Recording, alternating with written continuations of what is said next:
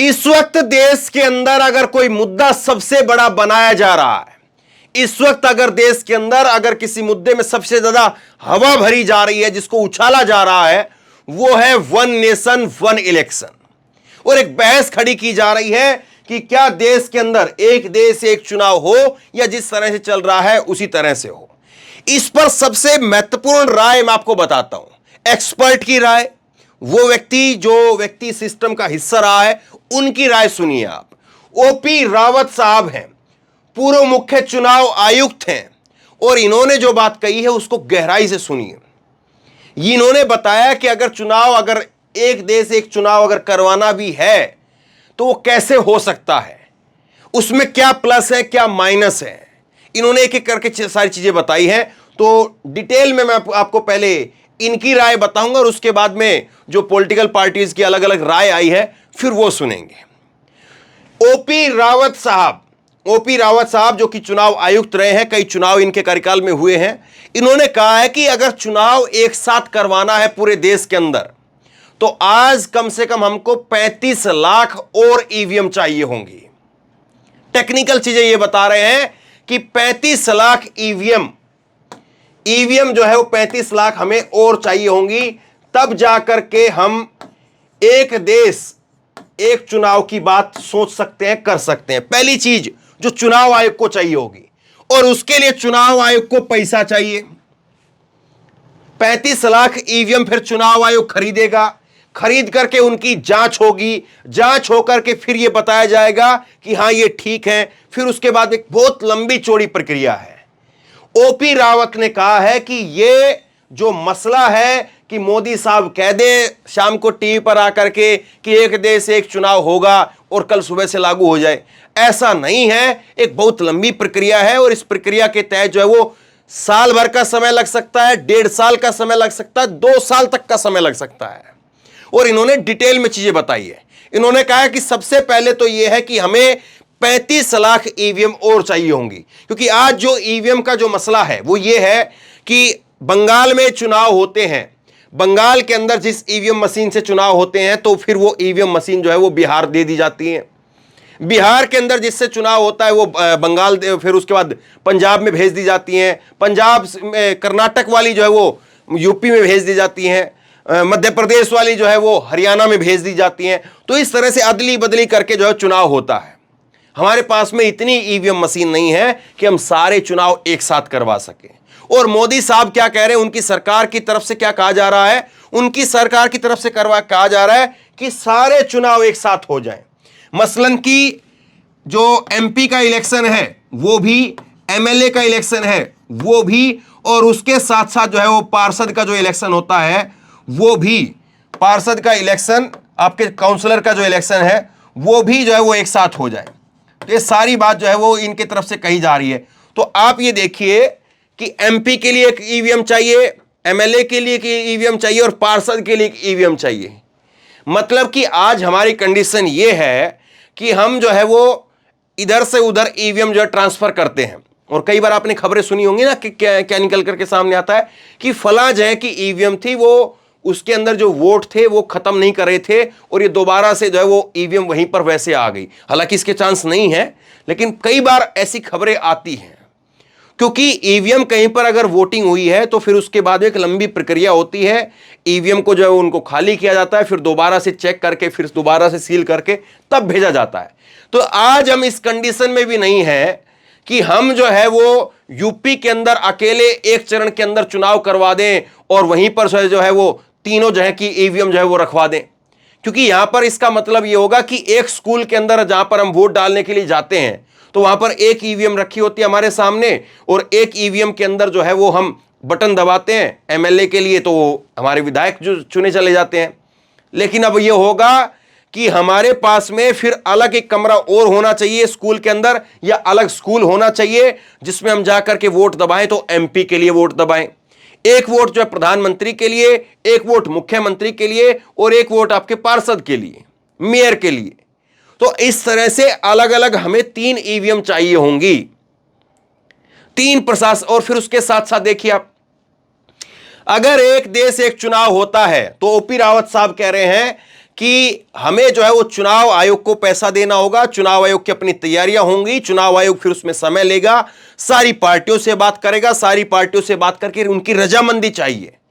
ऐसा नहीं कि अपने आप से चीजें हो जाएंगी, तो वो अपनी आप एक बड़ी चीज है। उसके बाद में ये दूसरी बड़ी बात जो कह रहे हैं, एक बात इन्होंने ये भी कही है कि इसके लिए हमें पुलिस प्रशासन जो है वो भी अतिरिक्त चाहिए होगा, क्योंकि आज भी अगर कहीं पर चुनाव होते हैं तो फिर उसके बाद में हमें पुलिस प्रशासन जो है वो हमारी स्टेट पुलिस नहीं लगती है, बल्कि उसके साथ साथ पैरामिलिट्री फोर्स लगती है।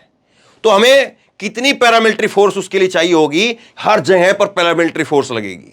स्टेट इलेक्शन होते हैं तब तो जो है वो पैरामिलिट्री फोर्स लगती है, वो स्टेट की जो फोर्स होती है वो कामयाब नहीं होती, वो बाहर की सुरक्षा देखती है। तो दूसरी बात, जो बड़ी बात ये कह रहे हैं, ये कह रहे हैं कि संविधान के अंदर भी हमें संशोधन करना पड़ेगा। बगैर संविधान में संशोधन किए, फेरबदल किए हम ये नहीं कर सकते हैं। ये कह रहे हैं कि 2015 में भी सरकार ने आयोग से पूछा था कि क्या ऐसे चुनाव करवाना संभव है, तो आयोग ने कहा था कि सरकार को जो है वो ये सब कुछ हो सकता है, लेकिन कुछ संशोधन के बाद में ये हो सकता है। संशोधन कराना सरकार की जिम्मेदारी है। अब ये चुनाव आयोग की जिम्मेदारी नहीं, चुनाव आयोग जाकर के संविधान में बदली करवाए। वो बदली करने का काम जो है वो देश की संसद का है, देश की सरकार का है, और सरकार अकेले नहीं कर सकती, उसके लिए विपक्ष का वोट भी आपको चाहिए होगा, विपक्ष की सहमति भी आपको चाहिए। संशोधन कोई अकेला प्रधानमंत्री नहीं बदल सकता है। ये माफ कीजिए, जो संविधान बदलने या हेरफेर करने या उसमें चीजें जोड़ने घटाने की जो बातें हैं, अकेले कोई सरकार नहीं कर सकती है। अब इसमें सवाल यह उठेगा कि 2015 में जब सरकार ने पूछा, यानी मोदी सरकार ने पूछा 2015 के अंदर, अपने 2014 में आने के बाद आपने पूछा, तो 9 साल तक आप कहां पर सो रहे थे? 9 साल तक आपने सुध-बुध क्यों नहीं ली? 9 साल तक इस पर काम क्यों नहीं हुआ? अगर काम करना था, आपकी नीयत बिल्कुल साफ थी, तो ऐसा किया जा सकता था। संविधान के अंदर संशोधन करते, पहले से जो है चीजें को टेबल पर रखते कि हम ऐसे ऐसे काम करेंगे, और अभी भी अगर आप करना चाह रहे थे तो अभी भी आपके पास में मौका था। पिछले साल भी आपके पास में मौका था, 2019 के अंदर भी। वो एक बड़ा मौका यह था कि जैसे 5 राज्यों में अभी विधानसभा के चुनाव होने हैं, छत्तीसगढ़, मध्य प्रदेश, राजस्थान, मिजोरम और तेलंगाना, 5 राज्यों में विधानसभा के चुनाव होने हैं। इसके साथ साथ अभी जो चुनाव हुए हैं पिछले साल जो चुनाव हुए हैं, वो यूपी का चुनाव हुआ है। यूपी के चुनाव के साथ साथ जो है वो पंजाब में जो इलेक्शन हुए हैं, पंजाब के बाद गुजरात में आप देखिए। तो इस तरह से कुछ विधानसभाओं को आपको बढ़ाना था, कुछ विधानसभाओं को आपको घटाना था। तो करीब करीब जो है वो हमारे पास में ऐसी स्थिति हो जाती कि 5 जो अभी स्टेट हैं, 5-7 जो स्टेट पहले हुए हैं, 10 से 12 राज्य ऐसे होते जिनके इलेक्शन हम करवा सकते थे साथ में, और बाकी के जो है वो राज्यों की विधानसभाओं की सहमति ली जाती। उन राज्यों की विधानसभा की सहमति के बाद में फिर चीजें होती। तो 2 चीजें ये कह रहे हैं कि आपको संवैधानिक तौर पर जो है इसके लिए तैयार होना पड़ेगा, संवैधानिक तौर पर इसमें फेरबदल करने पड़ेंगे। दूसरा बात ये कह रहे हैं कि लॉजिस्टिक प्रॉब्लम इसमें बहुत ज्यादा है। आपको ईवीएम चाहिए, चुनाव आयोग को पैसा चाहिए, चुनाव आयोग के पास पैसा है नहीं। अभी आपको संसद से जो है चुनाव आयोग के लिए एक बजट देना पड़ेगा, आपको पैसा भिजवाना पड़ेगा, तब जाकर के चीजें होंगी। तो ये टेक्निकल चीजें जो है वो ये बता रहे हैं। अब ईवीएम की क्या हालत है और क्या हालत है मैं आपको ज्यादा नहीं कहूंगा, आप समझते हैं। अब इसके बाद में 2-3 जो है वो राजनीतिक प्रतिक्रिया सामने आई, वो सुनिए जरा। प्रियंका चतुर्वेदी कह रही है कि 1 नेशन 1 इलेक्शन के ऊपर, कि इस मुद्दे के ऊपर एक कमेटी बन गई है, और ये कमेटी में जो है वो अध्यक्ष भी चुन लिए गए हैं। पूर्व राष्ट्रपति जो है वो रामनाथ कोविंद साहब को ले आया गया है, और जाहिर सी बात है ऐसा तो नहीं होगा कि रामनाथ कोविंद जी जो कि पूर्व राष्ट्रपति हैं उनका नाम जो है वो अपने से डाल दिया हो, या उनको जो है सुबह फोन करके कह दिया हो कि रामनाथ जी आपका नाम हम डाल रहे हैं, ठीक है। ऐसा तो हो नहीं सकता है ना। जाहिर सी बात है एक प्रोटोकॉल के तहत उनसे जाकर के बात की गई होगी, उनको बताया गया होगा, उनको पूरा मसौदा दिया गया होगा, फिर उनको तैयार किया गया होगा, तब जाकर के कमेटी बनी है। मतलब कि सरकार कुछ समय से इस चीज को सोच रही थी। तो प्रियंका चतुर्वेदी कह रही है यहां पर कि अब इस मुद्दे को लेकर के सरकार कमेटी बना देती है, तो ये कह रही है कि मैं पूछती हूं कि महिलाओं की सुरक्षा के लिए आपने कमेटी बनाई क्या? आप चुनाव के लिए कमेटी बना सकते हैं, तो महिला की सुरक्षा के लिए कमेटी क्यों नहीं बनाते हैं? मणिपुर में जो हो रहा है उसके लिए कमेटी क्यों नहीं बनाते हैं? किसानों के अधिकार के लिए कमेटी क्यों नहीं बनाते हैं? महिला आरक्षण जो है मिले उसके लिए कमेटी क्यों नहीं बनाते हैं? बेरोजगारों के लिए कमेटी क्यों नहीं बनाते हैं? 3 कमेटियां चुनाव आयोग की ये जो एक देश एक चुनाव की जो बात है, इसको लेकर के पहले ही 3 कमेटियां आ चुकी हैं और वो कमेटी कहती है कि 5 संशोधन करने पड़ेंगे। आपने क्यों नहीं किया? आपकी नीयत, आपकी मंशा सब कुछ ठीक थी, तो 5 संशोधन जो करने की आवश्यकता थी आपने क्यों नहीं की? और आप करते उन चीजों को करके फिर जो है वो उसके बाद में टेबल पर रखते, फिर उसके प्लस माइनस पर बात होती। आप अचानक से क्या करना चाहते हैं? अब तो 4 महीने विधानसभा के चुनाव में बचे हैं और 8 महीने जो है वो लोकसभा के चुनाव में बचे हैं। तो क्या आप ये चाह रहे हैं कि लोकसभा के चुनाव भी और आगे सरका दिए जाएं और ये विधानसभा के चुनाव भी और आगे सरका दिए जाएं? यानी साल 1.5 साल जो है वो मोदी जी वो चुनाव ही ना करें क्या? ऐसा क्या डर है साहब? ये तो कह रहे हैं हम 24 में आएंगे। दूसरी बात जो है वो असदुद्दीन ओवैसी ने कही है कि जो अटकलें हैं कि 1 नेशन 1 इलेक्शन होगा, तो ऐसा नहीं हो सकता है, यह भारत की संविधान के खिलाफ होगा, क्योंकि संघवाद भारत की मूल संरचना का हिस्सा है। राज्यसभा में भाजपा के पास बहुमत नहीं है, साथ ही विपक्ष शासित कई राज्य भी इसे स्वीकार नहीं करेंगे। हमारी मांग है कि मोदी सरकार अभी से देश को बता दे कि शीतकालीन सत्र कब होगा। मतलब वो ये कह रहे हैं कि इस पर बेफजूल में जो है बात करने वाली बात है, ऐसा कुछ हो नहीं सकता है, और अगर होगा और ऐसा करेंगे तो संविधान के खिलाफ होगा, ये ओवैसी ने कहा है। इसके बाद में ये साहब देखिए आप, उत्तर प्रदेश के जो है डिप्टी सीएम हैं, डिप्टी सीएम केशव प्रसाद मौर्य क्या कह रहे हैं सुनिए। ये कह रहे हैं कि जब रोज रोज चुनाव होंगे तो विकास कब होगा? ये एक साहसिक फैसला है, मैं इस फैसले का स्वागत करता हूं और प्रधानमंत्री मोदी जी को उत्तर प्रदेश की 25 करोड़ जनता की तरफ से मैं बधाई देता हूं। एक राष्ट्र एक चुनाव के ऊपर जो है वो केशव प्रसाद मौर्य ने ये बात कही है। ये कह रहे गदगद हैं, ये कह रहे हैं कि हम तो ताली बजा रहे हैं और ताली बजा करके कह रहे हैं कि मोदी जी आगे बढ़ो, हम आपके साथ में हैं। लेकिन गजब की बात ये है, हंसी आ रही है मुझे थोड़ा, कि इस पर जो है अखिलेश यादव को तो सुन लेते हैं। अखिलेश यादव कह रहे हैं कि ये सफूगा छोड़ा और कुछ नहीं है। ये कह रहे हैं कि ये सिर्फ और सिर्फ जो है इंडिया गठबंधन की बैठक से ध्यान भटकाने के लिए किया गया है। पिछली बार भी इंडिया गठबंधन की बैठक के दौरान उन्होंने अपनी बैठक रख ली थी, मोदी जी ने अपनी बैठक रख ली थी। ये एक राष्ट्र एक चुनाव सिर्फ धोखा देने के लिए है। अगर पूरे देश में एक चुनाव हो जाए तो हमसे ज्यादा खुश कौन होगा? अगर लोकसभा के साथ साथ उत्तर प्रदेश की विधानसभा के चुनाव भी करा दें तो इससे अच्छा और क्या होगा? अब फंसिए भैया, अब बोलिए भैया। अब डिप्टी सीएम है तो ये अगली बार डिप्टी सीएम रह पाएंगे कि नहीं रह पाएंगे, इस बात का भी तो सवाल है। अखिलेश यादव कह रहे हैं कि हम तो तैयार हैं, हम तैयार हैं, आप करवाइए चुनाव। क्योंकि अगर आप चुनाव करवाते हैं तो फिर उत्तर प्रदेश में भी तो चुनाव होंगे, और उत्तर प्रदेश में चुनाव होंगे। आज इंडिया बन गया है, जाहिर सी बात है कांग्रेस अलग लड़ी थी, समाजवादी पार्टी अलग लड़ी थी, और जब ये दोनों अलग अलग लड़े थे तब सीटों का भी फर्क रहा, वोटों का भी फर्क रहा, और कांग्रेस ये समाजवादी पार्टी ने अकेले लड़कर भी जो अच्छा प्रदर्शन किया। अब कांग्रेस की ताकत अगर और उसके साथ मिल जाए तो और अच्छा प्रदर्शन हो सकता है। लेकिन क्या योगी आदित्यनाथ इसके लिए तैयार होंगे?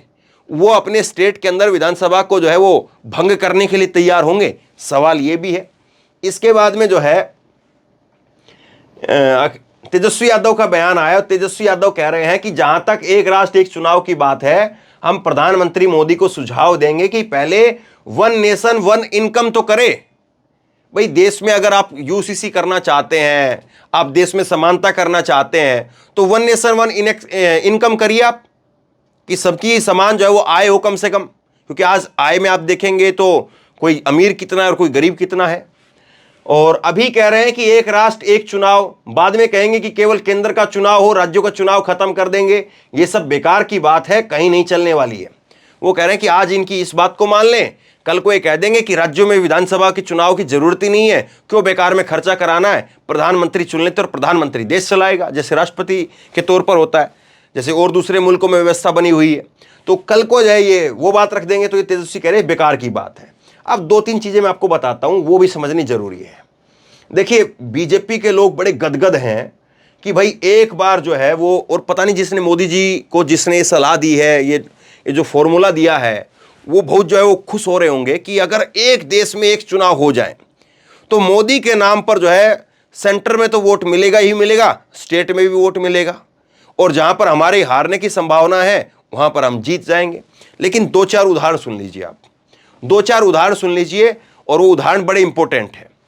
पिछली बार अगर 2019 की बात करें, हम 2019 की अगर हम बात करें तो 2019 में क्या हुआ था उसको सुनिए जरा।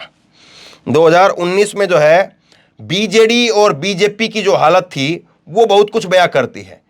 2019 में ये हुआ था कि उड़ीसा के अंदर बीजेपी और बीजेडी, बीजू जनता दल, वो आमने सामने थी, लेकिन लोगों ने सेंटर के लिए बीजेपी को वोट किया, स्टेट के लिए जो है वो बीजेडी को वोट किया।